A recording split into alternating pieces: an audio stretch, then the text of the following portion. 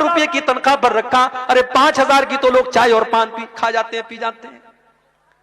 5,000 में वो मौलवी किस तरीके से अपने बच्चों का पेट पालेगा, कभी आपने सोचा?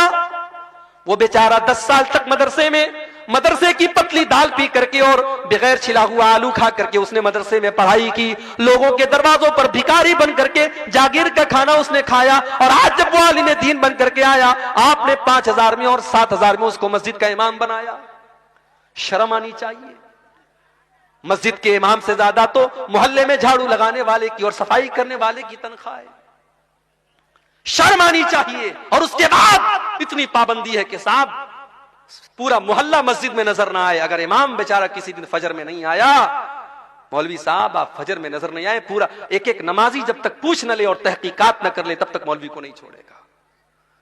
उसके पास भी तो जरूरतें हो सकती हैं मेरे भाई। और एक बहुत बड़ा फितना यह भी है, आपने इमाम साहब के लिए कमरा बनवाया, बड़ा एहसान किया। बड़े एहसान के साथ लोग कहते हैं हमारे यहां इमाम साहब के लिए कमरे का भी इंतजाम है। कैसा कमरा है? छोटी सी कोठरी है। बेचारा इमाम सर एक दीवार में उसका टकरा रहा है तो पैर दूसरी दीवार में टकरा रहा है। इतना बड़ा कमरा होता है इमाम साहब का कि वो मुर्गी का दरबा भी उससे बड़ा होता है। वो बेचारा फैमिली लेके नहीं रह सकता। उसकी बीवी बेचारी जिंदगी भर शादीशुदा